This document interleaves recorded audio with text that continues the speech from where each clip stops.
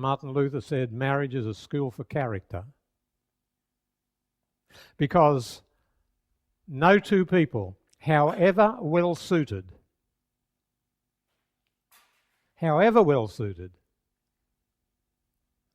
are entirely and perfectly adapted to each other when they get married.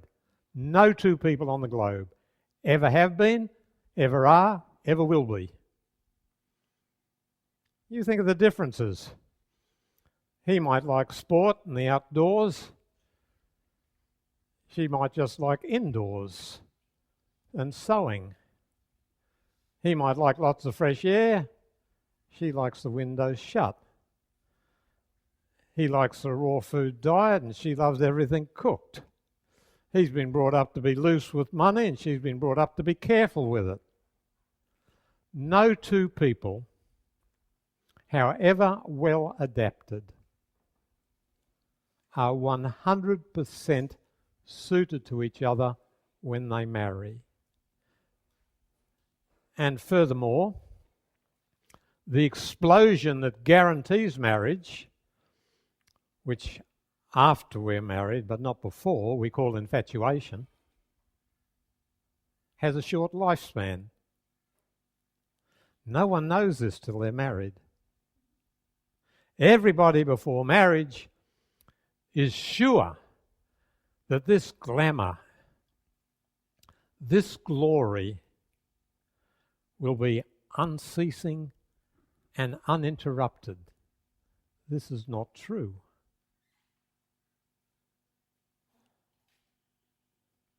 Everybody on the verge of marriage believes the lie.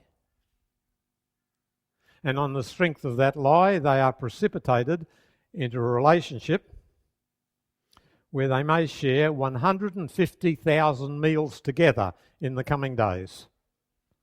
You've got to wear well. You've got to wear well.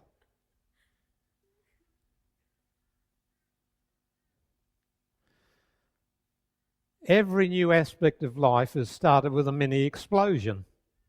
Your first job, going to school, first girlfriend or boyfriend, marriage, but in no instance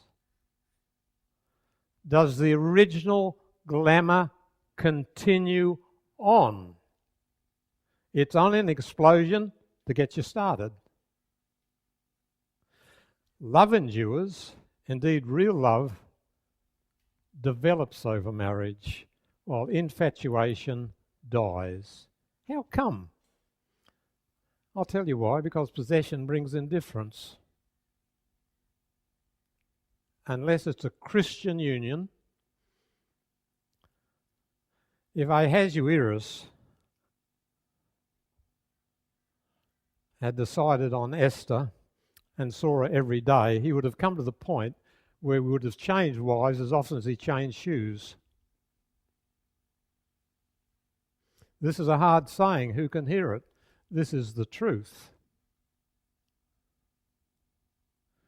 I have married the ceremony many people, some of them now divorced to my great sorrow, others living happy lives.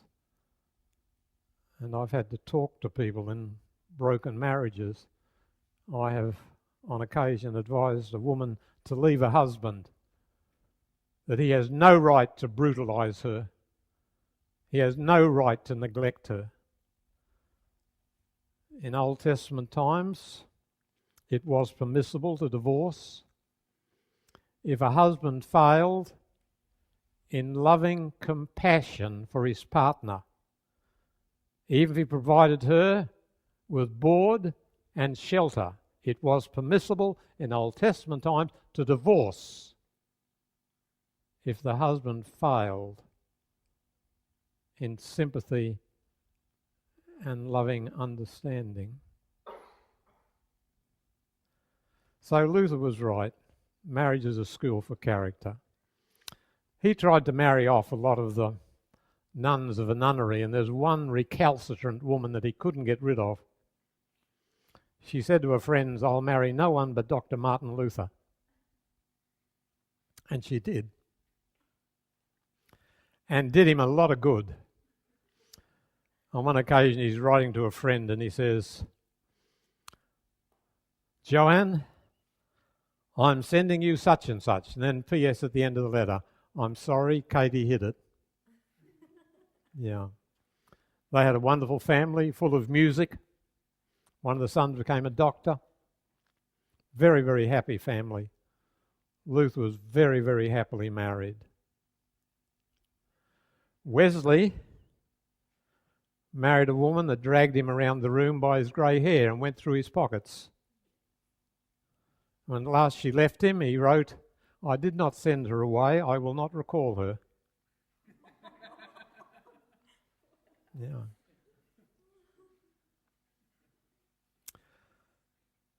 So, when you come to the Song of Solomon, remember, this is a song that's dealing with the stage of infatuation. It's dealing with the early time in married life, whereas real married love takes years to develop.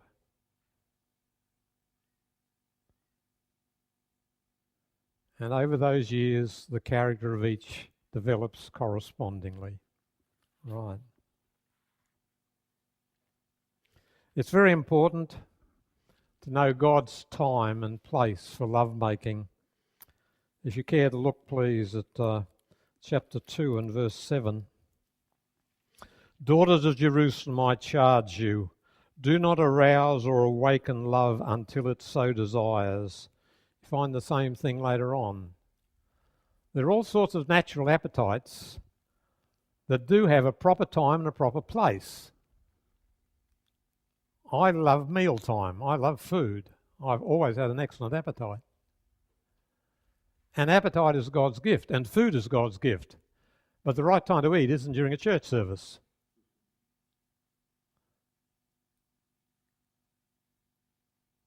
So there are all sorts of passions and natural tendencies that have a proper place and a proper time, and an improper place and an improper time. If you look at the 8th chapter, there's a hint here that family training is all important. I come from a broken home. My memory of our kitchen is fraught with memories of the possibility of plates flying. But God intended that we should learn in the family about how to raise a family. Look please in here in chapter 8. Verses 8 and 9. We have a young sister and her breasts are not yet grown. What shall we do for our sister for the day she's spoken of? What shall we do to prepare her for the time when she's going to be married?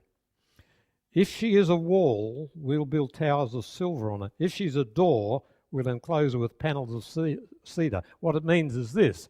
We will teach her when she's very young to be very careful who she lets get near her.